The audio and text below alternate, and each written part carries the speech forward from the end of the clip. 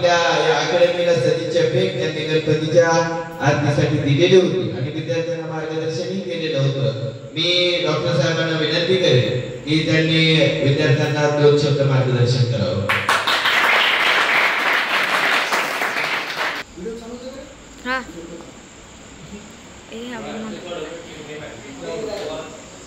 अज्ञानतिमिरान्धस्य ज्ञानांजन शलाकया चक्षुरुन्मीलिते तस्मै श्री गुरुवे नमः। भारत जननी एक हृदय हो, एक और स्वस्थ राष्ट्र का चिंतन मन में कोटि कोटि जनता की जय। आदरणीय व्यासपीठ उपस्थित सर्व क्षेत्रातील इथे मान्यवर, क्रांती अकॅडमी परंडा याचे संचालक प्राध्यापक पांडुरंग मोकणे सर आणि फिजिकल ट्रेनर म्हणून आमचे मित्र दिलीप पवार सर आणि उपस्थित सर्व माझ्या बंधू आणि भगिनी, आज आपण जे काही गणपती उत्सवानिमित्त आपण इथे एकत्र जमलेलो आहोत। खरं तर मी म्हणेन की गणपती उत्सव हा पूर्वीपासूनच होता, पण लोकमान्य टिळकांनी तो उत्सव हा 10 दिवसाचा केला आणि विशेषतः सामाजिक जे काही आहे त्यावेळेस आपलं जे काही पारतंत्र्यामध्ये आपण होतो, इंग्रजांची जे काही आपल्यावर राजवट चालू होती त्या गुलामगिरीमध्ये प्रत्येकांना खूप त्रास होत होता, त्याला भेटणं सुद्धा अवघड होत जायचं। पण अशा वेळेस एखाद्या देवाच्या माध्यमातून भेटून जे काही आपल्याला विचारांची देवाणघेवाण घेता येईल आणि त्यातून सामाजिक समस्यांचं निवारण कसं करता येईल ह्या पद्धतीच्या विचारातून सुद्धा हे 10 दिवसाचा गणपती बसवण्याची संकल्पना हे माननीय लोकमान्य टिळक यांच्याकडून अंमलात आणलेली आहे। तर लक्षात घ्या, तर मी आज आपल्याला थोडासा जाता 2 शब्दाचा मंत्र मी देण्याचा प्रयत्न करतो की प्रत्येक जण आयुष्यामध्ये यशस्वी होण्यासाठी काय करतं, की प्रत्येक जण शक्यतो काय करतो की यशस्वी होण्यासाठी जास्तीत जास्त पैसे मागे लागण्याचा प्रयत्न करतो, विविध गोष्टी करण्याचा प्रयत्न करतो। पण अशा काही गोष्टी आहेत की त्या जर गोष्टी आपण केल्या तर जे काही यश आहे, कीर्ती आहे, समाधान आहे, श्रद्धा आहे, पैसा आहे, इतर ज्या काही सत्ता असतील ह्या सगळ्या गोष्टी आपल्याकडे मिळतात। तर त्या गोष्टी कुठल्या, तर त्यासाठी एक महाभारतामध्ये श्लोक आहे की आरोग्यम विद्वत्ता सज्जन मैत्री महापुरे जन्म स्वाधीनताचे कुसुम या ऐश्वर्य विलाप करतात। म्हणजे सुरुवातीला सगळ्यात प्रथम म्हणजे आरोग्य जतन केलं पाहिजे। मी डॉक्टर म्हणून असं नाही, तर आरोग्य हेच मूळ आहे सगळ्या कारणाचं। का तर आपण लहानपणी दिवा लावताना सुद्धा देव आपण म्हणायचो शुभम करोति कल्याणम आरोग्यम धन संपदा शत्रुबुद्धी विनाशाय दीप ज्योती नमस्ते। आरोग्यम धन संपदा अशा पद्धतीने का तर त्यात सांगतं धर्म अर्थ काम मोक्षानं आरोग्य उत्तम होतं। म्हणजे प्रत्येक व्यक्ती जन्माला आला तर त्याच्या आयुष्याचे 4 उद्देश असतात। धर्मपालन म्हणजे कर्तव्य कर्म इति धर्म, अर्थ म्हणजे पैसा कमवणे, काम वेगवेगळ्या प्रकारचे सुखभोग आणि मोक्ष प्राप्ती। ह्या सगळ्या गोष्टींचा जर बेस विचार केला तर बिना आरोग्य ह्या गोष्टी आपल्याला शक्य होत नाही। म्हणून संस्कृती काय म्हणते की माणसाने सगळ्या गोष्टींचा त्याग करून शरीराचे रक्षण करावे, कारण शरीराचा नाश झाला असेल तर सगळ्या गोष्टींचा नाश होतो। त्यानंतर विद्वत्ता म्हणजे वेगवेगळ्या प्रकारचे जे स्किल आहे किंवा समाज उपयोगी जे काही आपल्याला एखाद्या शिक्षण घेऊन आपण स्वतःचा उदरनिर्वाह करत समाजाभिमुख कार्य आपल्याला करता आलं पाहिजे। आणि सगळ्यात बेस्ट वे जर अशा प्रकारचं शिक्षण किंवा विद्वत्ता घ्यायची असेल तर आपण जे काही प्लॅटफॉर्म निवडलेला आहे तर सध्या काळाची गरज ह्या गोष्टींची। आणि आज आपण पाहतो की समाजामध्ये कित्येक ज्वलंत उदाहरण आहेत, त्याच्यामध्ये अगदी आपण पाहतो की जातीवाद आहे, धर्मवाद आहे, त्यानंतर स्त्रीभ्रूण हत्या आहे, त्यानंतर अत्याचार, अन्याय, वेगवेगळ्या प्रकारचे आपण पाहतो की शेतकरी आत्महत्या आहेत, त्यानंतर बऱ्याच अशा सामाजिक समस्या आहेत की ज्यावर आपल्याला प्रत्येकाला विचार करावा लागेल। पण त्यासाठी आपण स्वतः सक्षम झाले पाहिजे आणि तशा प्रकारचे अधिकार आपल्याला प्राप्त झाले पाहिजे। तर तशा प्रकारचे अधिकार आज आम्ही डॉक्टर असून सुद्धा आमच्याकडे नसतात, पण आपलं जे प्लॅटफॉर्म आहे त्यामध्ये जर आपण चांगल्या पद्धतीने जर आपण गेलो पुढं तर नक्कीच आपण स्वतःबरोबर स्वतःच्या कुटुंबाबरोबर या समाज आणि देशातला भविष्य घडवण्यासाठी आपण एक चांगला विचार करू शकतो असं मला वाटतं। आज इथे मेजर दोन्ही बसलेले आहेत, तर मला त्यांचा म्हणून मी बघा आरती करताना आधी सुरुवातीला त्यांच्या हातात हात दिलं का तर ज्या व्यक्तीने देशाची सेवा केली आहे, डोळ्यामध्ये रात्रंदिवस तेल घालून जे काही त्या आपण म्हणतो की सीमेवर ज्यांनी स्वतःचं म्हणजे प्राण हातामध्ये घेऊन जे आपल्याला तिथे ते जागतात तेव्हा आपल्याला कुठं आमच्या कुटुंबाला इथे झोप मिळते रात्रीची शांतपणे। पण ही जी रात्रीची शांतपणे झोप आम्ही जी घेतो तर हे जे काही आपले कमांडोज आहेत किंवा जे काही आपले पोलीस दल आहे, त्यानंतर आर्मी दल आहे, ती जेव्हा रात्री डोळ्यामध्ये तेल घालून ह्याचं संरक्षण करण्याचा प्रयत्न करतात त्याच वेळेस आपल्याला मिळतात। तर त्यामुळे ह्यामध्ये मी सांगतो की आरोग्य विद्वत्ता सज्जन मैत्री, म्हणजे आपल्याला जर मोठं व्हायचं असेल तर जे काही आपले गुरु आहेत, समाजामधले मोठे व्यक्तिमत्व आहेत, तर त्यांचं कुठं ना कुठं आपल्याला आशीर्वाद किंवा त्यांचे मार्गदर्शन आपल्याला सतत लाभणं गरजेचं आहे. तर ह्या सगळ्या गोष्टी महत्वाच्या असतात. त्यानंतर महापुरे जन्म, महान कुळात जन्म हे आपल्या हातात नाही, पण पुढचा जन्म मात्र नक्की मिळू शकतो कधी, जर समजा आपण एखादं परोपकारी कार्य करत करत जर आपला देह ठेवला, तर त्यावेळेस अर्जुन श्रीकृष्णाला म्हणतो की महाभारतामध्ये जर एखादं चांगलं कार्य करत असताना एखाद्याचं गतप्राण झालं तर काय होतं, तर दुसऱ्या जन्मामध्ये योग्य वेळी जसं गुलाबाचं झाड लावलं तर योग्य वेळी त्याला कळी येते की पूर्ण होतं, तशा पद्धतीने पुढच्या जन्मामध्ये त्याला योग्य वेळी ते ज्ञान प्राप्त होतं आणि राहिलेलं कार्य ते पुढे पूर्ण करू शकतो. तर अशा प्रकारे मला सांगायचं महानपुरात जन्म कधी मिळतो, मग ह्या वेळेस जर आपण चांगलं परोपकारी कार्य केलं, मग हे परोपकारी कार्य काय, ज्या वेळेस आपण समाजाची सेवा करताना, देशाची सेवा करताना जे वीर जवान आपले शहीद होतात ना, तर त्यांना पुढचं वीर जे आपण म्हणतो की त्यांना हे महापुरे जन्म अशा प्रकारे आपल्याला पुढे मिळू शकतो.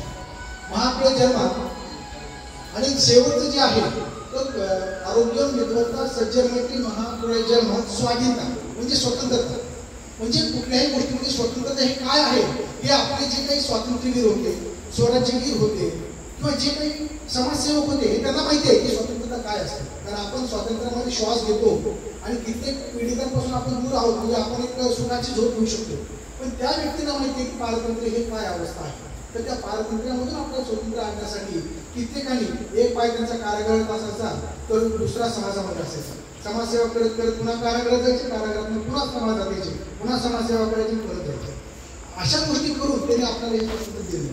तर त्यामुळे हे ऋण फेडण्यासाठी, समाजाचे ऋण फेडण्यासाठी, आपल्या आईवडिलांचे ऋण फेडण्यासाठी, त्यामुळे जो काही आपण वसा घेतलेला आहे तो अत्यंत सुंदर वसा आहे. काळाची गरज आहे की आपण त्यामध्ये परिपूर्ण 100% समर्पित भावाने फिजिकल आणि जे म्हणतो आपण थिओरिटिकल या दोन्ही गोष्टी केल्या पाहिजेत आणि स्वतःचं नाव नक्कीच ह्या समाजामध्ये या देशामध्ये केलं पाहिजे आणि तुमच्यामुळे या देशाचं नाव जगात झालं पाहिजे. अशा प्रकारची प्रार्थना मी या जे काही विद्येची देवता आहे गणपती या जमिनी प्रार्थना करतो की आपल्या सर्वांना आरोग्य ऐश्वर्य लाभो आणि त्या मिळणाऱ्या आरोग्य आणि ऐश्वर्यातून आपल्यातून समाजसेवा, कुटुंब सेवा आणि देश सेवा करू. आणि ह्याबरोबर मी सांगण्याचा प्रयत्न करतो की आपल्याला खरोखर शिक्षक वृंद हे अत्यंत अभ्यासू आणि सर्वश्रेष्ठ लाभले पाहिजे. का तर माझा मुलगा एक आदित्य आणि अभिनव अशी 2 मुलं आहेत. तर आदित्यची ट्रेनिंग हे आमच्या ओवाळसारखी घेतली आहे, दीपक ओवाळसर. त्यावेळेस रनिंग कसं करायचं काय परफेक्टनेस, तर त्यामुळे आता तो संजय घोडावत इन्स्टिट्यूट कोल्हापूरला असतो. तर त्यामध्ये सध्या तो स्टेट लेवलला रनिंग त्याच्यामध्ये इंडिव्हिज्युअल त्यांनी स्टेट लेवलला गोल्ड मेडल त्यांनी घेतले. पण त्याचा बेस कुठे परंड्यामध्ये होता, त्यावेळेस त्यांचे फिजिकल ट्रेनर म्हणून दीपक ओवाळसर होते. आणि त्यानंतर जे काही आमचे पांडुरंग कोकणे सर आहेत थिओरिटिकल एवढं सुंदर समजून सांगतात की आता मी MD आहे, आरोग्याचं संविधान पुस्तक दिलेलं आहे, आरोग्य अमृत दिलेलं आहे. हे सुद्धा कधी की कुठेतरी आपण समाजाचं देणं लागतो आणि प्रत्येक डॉक्टर घेतात, कमवतात आणि वेगवेगळ्या मार्गाने जातात. पण मला तो मार्ग स्वीकारायचा नव्हता. मला एक चांगलं काहीतरी असं ओळख मी माझ्या गुरुने सांगितलं होतं की अशा प्रकारची काळाची गरज ओळखून की जे शरीर आपलं शरीर मन आणि आत्मा या 3 अवस्थांपासून पडलेलं असतं तर त्याला फक्त इंजेक्शन गोळ्या किंवा साधारण उपचार चालू शकत नाही. परिपूर्ण जर उपचार पाहिजे असतील तर आयुर्वेद, योग, अध्यात्म आणि ॲलोपॅथी या सगळ्या गोष्टींची गरज आपल्या शरीराला परिपूर्ण आरोग्य देण्यासाठी लागते. म्हणून ती कन्सेप्ट घेऊन अशा पद्धतीने आपण विचार करण्याचा प्रयत्न करा. कारण शरीराला अगर झाला तर इंजेक्शन गोळ्या ठीक आहे, मनाला झाला तर आयुर्वेद योगा ठीक आहे, मेडिटेशन ध्यान धारणा, पण आपल्याला जो आजार होतो ना, कारण आपण सर्व त्या ईश्वरी शक्तीचे अंश हे आपल्याला स्वस्वरूपाची जाणीव निर्माण झाली पाहिजे. आपण या सृष्टीचे मालक आहोत हे लक्षात यायला पाहिजे. आणि तेव्हा मग हे आत्मतत्व अध्यात्माशिवाय पर्याय नसतो. अध्यात्म म्हणजे काय नुसतं टाळकुटत बसायचं नाही, तर अध्यात्म म्हणजे स्वस्वरूपाची जाणीव निर्माण झाल्यानंतर आपण मी कोण आहे हे एकदा लक्षात येतं, तेव्हा आपल्याला बाकी साधारण गोष्टीमध्ये आपण अडकत नाही आणि कुठल्याही प्रसंग जीवनामध्ये आले तर आपण त्याला करून जाऊ शकतो. त्यामुळं ह्या पद्धतीनं आपण आलेलो आहोत. तर हे झाल्यानंतर मी ज्यावेळेस CET ला ॲडमिशन घेतलं, ज्यावेळेस मला लॉ करायची इच्छा झाली, चला मला बसल्या ठिकाणी आपण वेगवेगळे सगळं झालं, लॉची एक्झाम दिली, CET मला करायची होती. त्यावेळेस देखील मी काही मार्गदर्शन कोकणे सरांकडे घेतलं आणि त्यानंतर जे काही मला पुस्तकं रेफर करावं लागले, नोट्स रेफर करावं लागले, त्यातून मला CET ला 150 पैकी 115 मार्क पडले आणि पहिल्याच राऊंडमध्ये ह्या महाराष्ट्रामध्ये मला बार्शी जे पाहिजे मला जवळचं ते मला मिळून ते तुम्हाला आहे. आता मी लॉ करतो, लॉ फर्स्ट इयरला मी ऍडमिशन घेतो. म्हणजे शिकण्याची जिद्द पाहिजे वेगळ्या प्रकारचे. मला तर माझ्या कुटुंबाला समाजाला त्याचा उपयोग होईल अशा पद्धतीने. तर मला काय म्हणायचं आहे की तुम्ही योग्य ठिकाणी आलेला आहात, तुम्हाला योग्य सगळ्या गोष्टी प्लॅटफॉर्म आहे, एवढा सुंदर परिसर आहे, या सगळ्या गोष्टी आहेत. तर नक्कीच मी शेवटी जाताना मी म्हणेन की ईश्वरचे मी पुन्हा एकदा प्रार्थना करतो की आपल्या सर्वांना आरोग्याने ऐश्वर्य देऊ, मिळणाऱ्या आरोग्याने ऐश्वर्यातून आपल्या हातून सगळ्याच गोष्टी घडो आणि आपले गोल जे काही ध्येय आपण इथे घेऊन आलेला आहे ते प्रत्येकाचे मिळून एवढं बोलून माझी गोष्ट. पण जीवनाचा एक मूलमंत्र सांगितला, त्याचं विश्लेषण आरोग्य धनसंपदा याचं विश्लेषण आमच्या विद्यार्थ्यांना छानपैकी समजावून दिलं.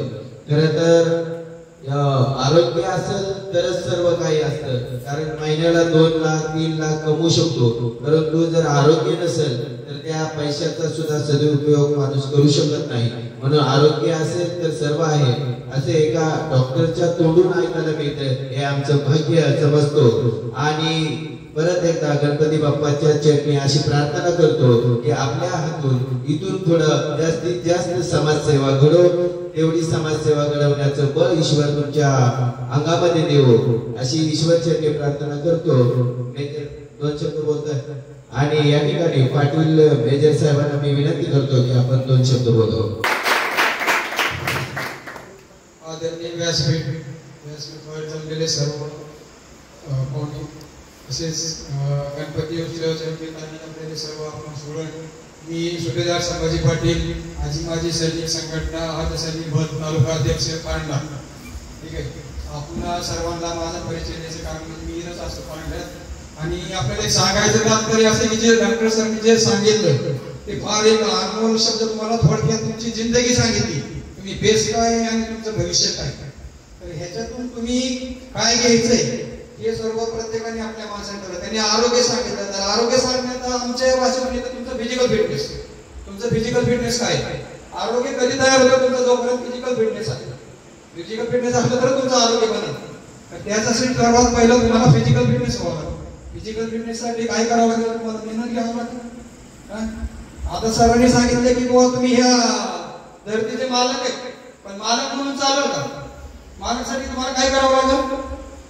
ठीक आहे, अधिकार नाही, कर्तव्य करावं लागेल. ठीक आहे ना, त्याची रक्षा करावं लागेल तुम्हाला त्या सृष्टीची. त्याच्यासाठी तुम्हाला तुमचं कर्तव्य करावं लागेल. कर्तव्यासाठी तुम्हाला काय मार्ग चांगला शोधावा लागेल. ठीक आहे, मार्ग चांगला शोधा, नीती नीट ठेवली मार्ग मिळेल.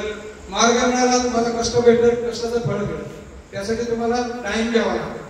ठीक आहे, आज तुमचं जे सरांनी सगळे सांगितले तुम्हाला जो प्लॉट मिळाला नाही, जो पॉइंट आहे, बेस आहे त्याला आपण म्हणतो, फार उत्तम आहे. सर्व शिक्षक लोक आहे, सर्व हे आहे. आणि माझं पण सर तुम्हाला एक हे आहे, मी इथंच असतो. जर आमच्या संस्थेतर्फे या आर्मीतर्फे तुम्हाला काही मार्गदर्शन असेल तर आमच्याशी संपर्क करा, मी तुम्हाला लागेल ते आमचं सहकार्य देऊ शकतो. काही गोष्टी तुम्हाला जे काही असेल तर आम्ही त्याला सहकार्य करू शकतो, क्रिटिकल करू शकतो. आमचे सहकार्य पण पुढे नवीन येणारे लोक आहेत, त्याला नवीन ट्रेनिंग मिळालेली असते. आमची ट्रेनिंग फार जुनी आहे, आम्ही 1985 ला भरती आहे. म्हणजे काही लोकांचे जन्म बी नसते. ठीक आहे, समजलं? तर फार जुना काळ आहे आमचा. आणि त्या हिशोबाने आम्हाला तुमच्यासारखं मार्गदर्शन कुणी भेटलं नव्हतं. माझी परिस्थिती सांगतो, मी शेतीत काम करताना बैल शेतात बांधून भरतीला गेलो. ठीक आहे, मला घरचे सगळे हे करत होते, जाऊ नको म्हणून, पण मी घरच्याच्या विरोधात न सांगता गेलेलो होतो. आणि योगायोग असं की माझ्या हातून देशाची सेवा करायची होती. म्हणून त्यावेळेस आमच्या गावातून देश आल्यानंतर माझी पहिली भरती आहे कंडारी गावात. तर हे आम्हाला मार्गदर्शन नाही आहे. तुम्हाला आता कसं नवीन म्हणजे मार्गदर्शन हे लोक हे सांगणारे, शिकवणारे, आम्हाला शिकवणारे सांगणार कोणी नव्हतं. आम्ही आमच्या फक्त आमच्या मनात एकच ते होतं की जो फौजी माणूस येत होता ना त्याला आम्ही पाहत होतो. आणि त्या पाहिल्यानंतर आमच्या मनात एकच भावना होती की फौजी बनायचं, ही वर्दी घालायची. तेवढाच एक उद्देश आहे. जिथे ध्येय ठेवलं आणि त्या ध्येयाने पुढे आम्ही गेलो. तुम्हाला सांगायचं तात्पर्य म्हणजे असं आहे की फार याच्यात कष्ट आहे, मेहनत आहे, पण एक त्याच्यातून सत्कार्य आहे. चांगल्या गोष्टीत आपल्या हातून काहीतरी कार्य घडतंय, ठीक आहे. देश सेवा ही तुम्ही सर्वात फार मोठी सेवा आहे. बाकी तुम्ही सगळं करू शकताय, पण देश सेवा प्रत्येक माणूस करू शकत नाही. त्याला तुमच्या हातूनच, या तुमच्या कुठेतरी गुणधर्मातून, या तुमच्या नशिबातून एक कार्य करायची संधी असेल तर ते तुम्हाला लाभू शकते. बाकी एवढंच बोलून मी माझं भाषण संपवतो. धन्यवाद. फिजिकल फिटनेस काय असावं हे विद्यार्थ्यांना समजावून सांगितलं आणि फौजीचं जीवन मी हे 2 शब्दात सांगेन. अरे मेले तरी स्वाभिमान आहे, मेलो तरी स्वाभिमान आहे, मेलो तरी मान सन्मान आहे आणि मेलो तरी सलूट मिळतो. ते क्षेत्र म्हणजे फक्त फौजी क्षेत्र. अभिमानानं फौजी वर्गात इथं आलेल्या सर्व मुलांना मार्गदर्शन केलं आणि मेजर आपण सांगितलं की कधीही गरज लागली तर मी तुमच्या पाठीशी आहे. कधी कोणत्याही प्रकारची गरज लागेल किंवा आत्मा लागेल न लागेल ही एक काळाची गोष्ट आहे. परंतु एवढंच म्हणेन मेजर साहेब, तुमच्यासारख्या व्यक्तीचा फक्त पाठीवरती हात असू द्या, पाठीवरती हात ठेवून नुसते लढ म्हणा, आम्ही दोघं लढायला तयारच आहोत. प्रार्थना करतो. खरं तर मेजर ज्या वेळेस जॉईन झाले त्यावेळेस आम्हाला दोघांचा बी जन्म नाही. माझी तर 86 जन्मतारीख आहे, 85 जॉईन केलंय. खरं तर आपलं भाग्य आहे एवढी जुनी लोक आपल्या समोर आहेत. मित्रांनो, आताच सांगितलंय की बैलगाडी राहणार ठेवून मी घरच्यांचा विरोध करेन, कारण त्यावेळी परिस्थितीच तशी होती. भरतीला जायचं म्हटलं तर घरात लेकराला कोणला जायचं, बाबा का चालला मरायला, पहिला प्रश्न असायचा. भरतीला जाऊन देत नव्हते आई वडील, असा एक काळ होता. त्या काळात भरती फक्त मनामध्ये देश सेवेचं व्रत हातात घेऊन, पैसा नोकरी हा विषय नव्हता. त्यावेळेस फक्त देश सेवा आणि फौजीकडे बघून भरती झालेली ही मंडळी आपल्याला कदाचित त्याची लास्ट पाहायला मिळेल आणि आपलं भाग्य समजतो. आणि परत एकदा गणपती बाप्पाच्या चरणी प्रार्थना करतो सर्व स्टेजवरील मंचावरील मंडळींना देश सेवा, समाज सेवा त्यांच्या हातून घडण्याचं बळ बाप्पा देव अशी अपेक्षा व्यक्त करतो. आणि या ठिकाणी मी थांबतो आणि या ठिकाणी आजचा कार्यक्रम संपला असं जाहीर करतो.